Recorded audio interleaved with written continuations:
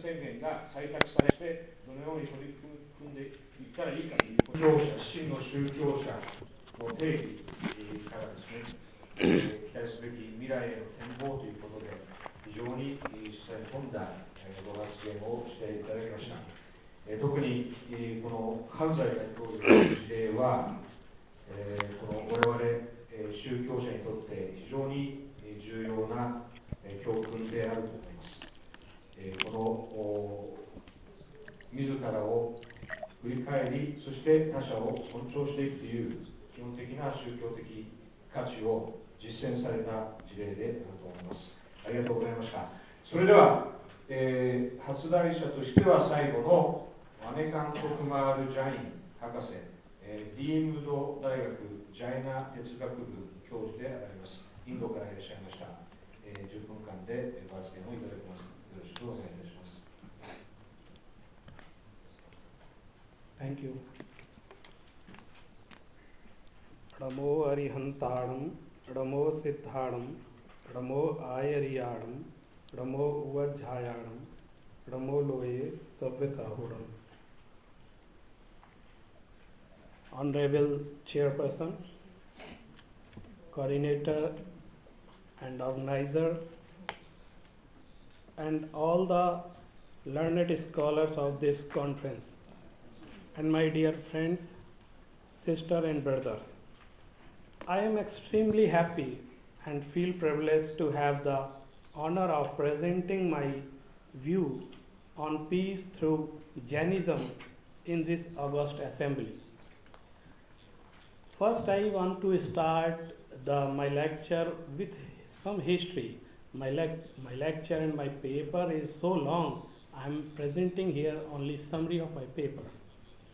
Jainism is one of the oldest living religion of India. In ancient times, Jainism was called Shraman Dharma.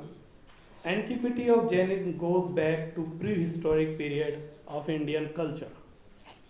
This is the statue of Lord Mahavira and Lord Rishabdev, which is first Tirthankar of the Jain. And next one. And this is the Indus Valley civilization. Some scholars found the evidences of Jainism, Lord Mahavira, in the Indus Valley civilization also. Next. The original name of India nation is a Bharat, and this Bharat became from the Lord Rishabdev's son Bharat. He was the Chakravarti of India. So these are the antiquity of the Jainism, and I am coming on my topic. Lord Mahavira regarded the individual and his social responsibility as the key on the progress of both the individual and the society. The teaching of Lord Mahavira are as useful and fresh as they were 2600 years ago. He always advised his disciples to discover the truth after taking into account all aspects of living them due weight. This broadens outlook trains the mind to accommodate the feeling and the way of life of other faiths and communities. Lord Mahavira was a towering personality who has left a lasting impact in the form of his teaching for the spiritual advancement of the individual protection and conservation of all forms of life and a rational, just, peaceful and secular social order. Today, I would like to discuss only two main theories of Lord Mahavira. It's very necessary for world peace and prosperity. This is a non-violence and non-absolutism, and called in traditional way is ahimsa and anekant. The philosophy of non-violence is a living practice. More than refraining from violence, it is a deep reverence for all life. It starts by cultivating a genuine respect for oneself, one's consciousness or one life force, and for each of its supportive elements, the body, mind and emotion. We come on realize that our life force is precious and that we are here to respect an innate wisdom. It is a process of taking care of both our inner being and the material envelope in which it dwells. Like a mother nurturing the development of her child, we do what is healthful and helpful for our spiritual growth. Coexistence and the sutras of the Jain. The next, Parasparo Graho Jivanam. Everybody should know the famous Jain emblem. which contained at its base the following sutra Parasparupro Jivana.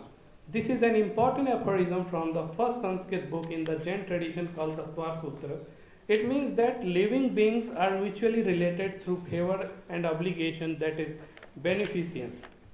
In Jainism, non-violence is not limited to refraining from mental, verbal, and physical injury to human beings.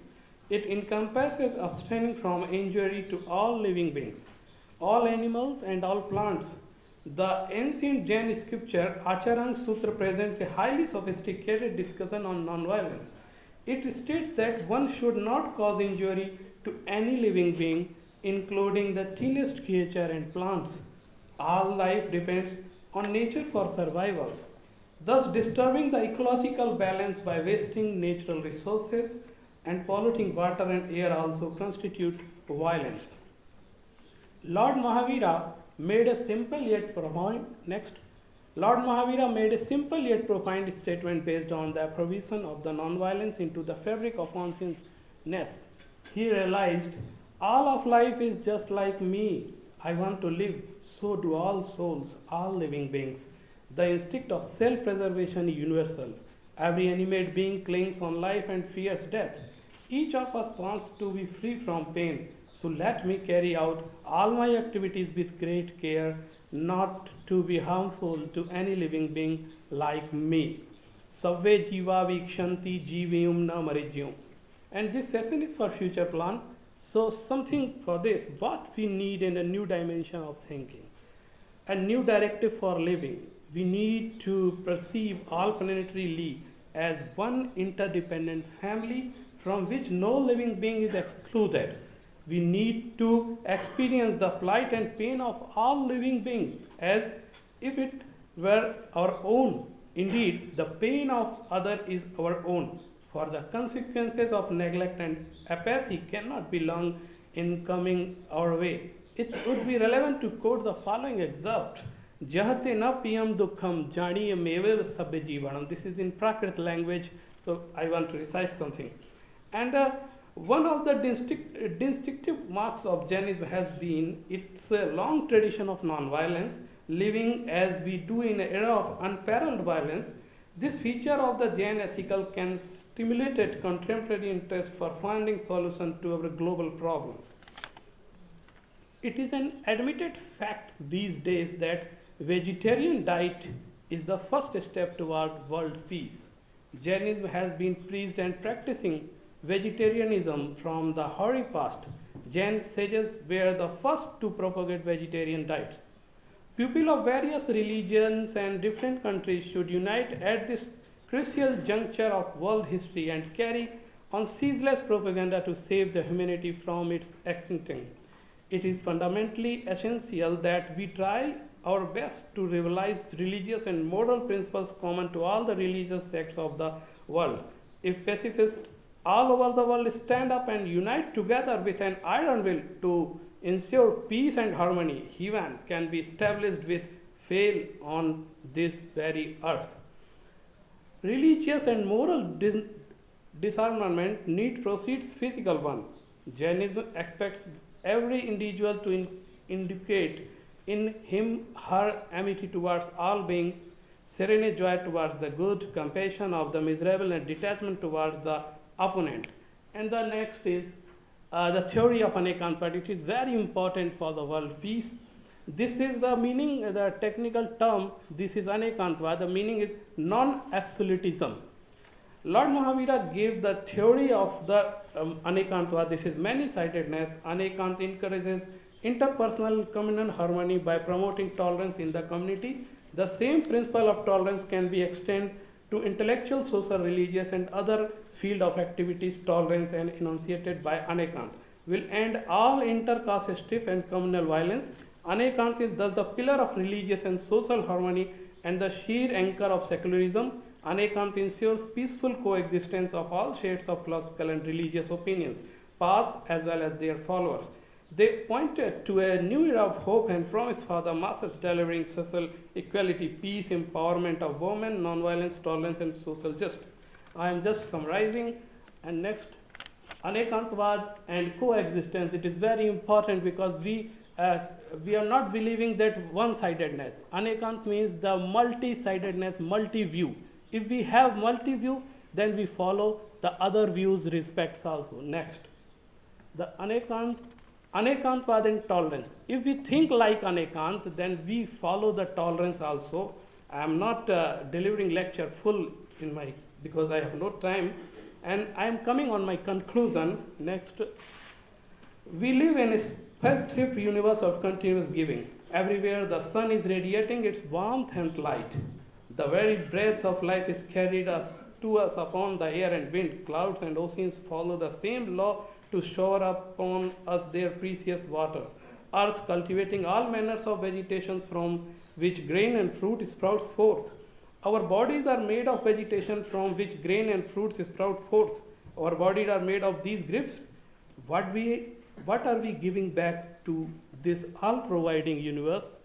Where there is abundance in our lives, we are sharing it or taking more than our share, though we are receiving of its bounty. Are we allowing ignorance, fear, apathy, or ego to blind us to the generous heart of the earth?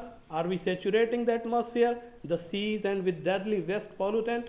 How long will Mother Nature continue to bear with this ingratitude of ours? Blood soaks the land. When blood soaks the land, we labeled it enemy blood or friend blood, lacking up or letting loose our emotions accordingly. In the same way, when the throats of helpless creatures are cut, human mind categorized, rationalized, and explains cutting hurts from natural compassion, where has our human capacity, feeling, and empathy gone?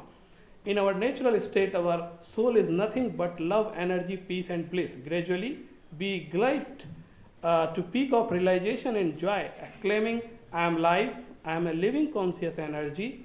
I feel my life force moving in all my limbs and affecting all my cells with awareness. And before buying or using any product, we ask, by my action, am I causing any living being to pay a price in pain, directly or indirectly? Am I causing a life to be lost? In this way, the trail of life becomes instrumental by our growth, and we come closer to our goal. That is self-realization.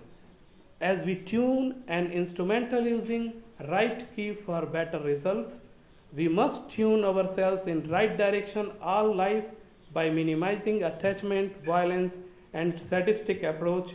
We enjoy life with a light heart, enjoying calm of life. Thank you very much, and namaste to all of you. Thank you so much. ですね、40分にわたる長いペーパーをですね、10分弱で発表していただき、大変な努力をしていただきましてありがとうございます。ジャイナ教はご承知のように、非暴力あるいは平和教育の分野で世界の宗教界をリードしている宗教伝統であります。世界ジャイナ連盟というのがありますけれども、世界ジャイナ連盟の会長、副会長、WCRP の国際委員会でも貢献をされてまいりました。そうした意味で、博士のこのジャイナ教にの非暴力の精神、そうしたものが今回我々がこの会合を通して課題として取り組んでいかなきゃいけないことに対してですね、非常に大きな貢献をすることができるのではないかと思います。それでは、予定通り約30分、討論の時間を持つことができます。できるだけ多くの方々に発言をしていただきたいと思っております。その発言の中でですね、一つ、このセッションは具体的な行動ということが中心になってきますので、少し1分だけお時間をいただいて、このどのような議論をしたいかということで提案をさせていただきます。まず我々がさまざまな活動を行っていくときに、活動の分野、カテゴリーがございます。教育、あるいは啓蒙活動ですね。そしてアドボカシーという分野、あるいは宗教教育は現在具体的な環境問題、開発問題、子どもの保護、さまざまな、具体的な世界の課題に関して、諸宗教の代表者が協力して取り組みを行うといった形の活動もございます。そしてまた、我々が議論してきた、この課題に関しては、メディアの役割も非常に重要になっています。そうした活動のカテゴリーとして、教育、啓蒙活動、アドボカシー、あるいは具体的な諸宗教協力を通した取り組み、あるいはメディアに対しての対応、そうしたさまざまなカテゴリーがございます。そしてまた、活動主体として、宗教指導者、そして我々この中にもいらっしゃいますけれども、それぞれの宗教コミュニティの中で、いわゆるミッドレベルですね、中堅の宗教実務者、あるいは草の根の信者、そして女性のグループも宗教コミュニティが持っています。青年のネットワークなんです。そうした活動の主体ですね、どのような主体をもとにそうした取り組みを行っていくべきかという問題がございます。あるいは諸宗教の組織を使いながら活動を行っていくこともできます。さらに3番目として、宗教者だけではこの問題は、こうした問題は解決できません。各界各層との協力が必要になっています。地域的な、あるいは国際的な諸団体との協力パートナーシップも必要になってまいります。時には学者の先生方との連携、政治指導者との連携も必要になってまいります。そうした意味で、この活動のカテゴリー、タイプ、そしてまた活動の主体、そしてまたどのような教育